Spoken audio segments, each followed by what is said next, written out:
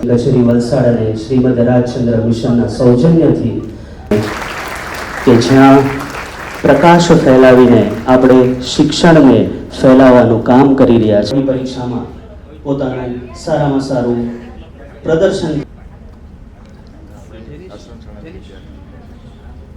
વરદ હસ્તે એમને અહીંથી પ્રમાણપત્ર એનાયત કરવામાં આવ્યું છે. આપણે સૌ તાળીઓથી ફરી એકવાર એમને વધાવી લઈએ. ધોરણ 12 સામાન્ય પ્રવાહમાં ઉત્કૃષ્ટ પ્રદર્શન કરનાર વિદ્યાર્થીઓનું અહીંથી સન્માન થયું છે. આપણે જોરદાર તાળીઓથી એમને વધાવી લઈએ. ફરી એકવાર સૌને તાળીઓથી આપણે વધાવી લઈએ.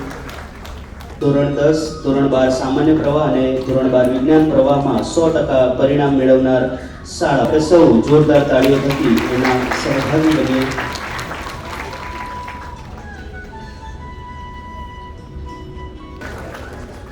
સાથે જ ઉપસ્થિત સૌ માનવંતા મહેમાનશ્રીઓને 100% પરિણામ મેળવનાર PM Shri Eklavya model residential school Dharam 100% પરિણામ મેળવનાર શાળાના આચાર્યશ્રીઓને હેમંતભાઈ કંસારા સાહેબ, વલસાડ જિલ્લા ભાજપ પ્રમુખ શ્રી, આપની ઉપસ્થિતિથી અમને ખૂબ પ્રેરિત કરી. નવીનભાઈ પટેલ સાહેબ, આપનો ખૂબ ખૂબ આભાર ઋણ સ્વીકાર કરું છું.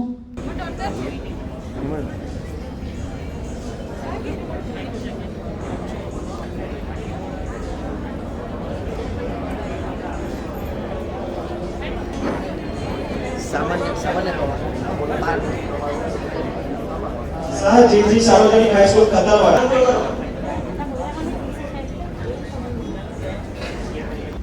આ મંચ પરથી પણ પ્રેરણા મળે એવું મંચ છે. આજે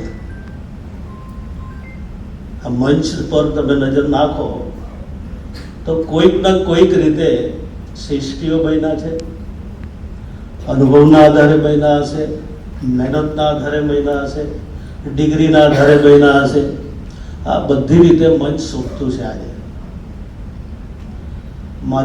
માધ્યમિક બોર્ડ અને ઉચ્ચતર માધ્યમિક બોર્ડ દ્વારા જે આજે વિદ્યાર્થીઓનું સન્માન એક પ્રોત્સાહિત થાય, તમારા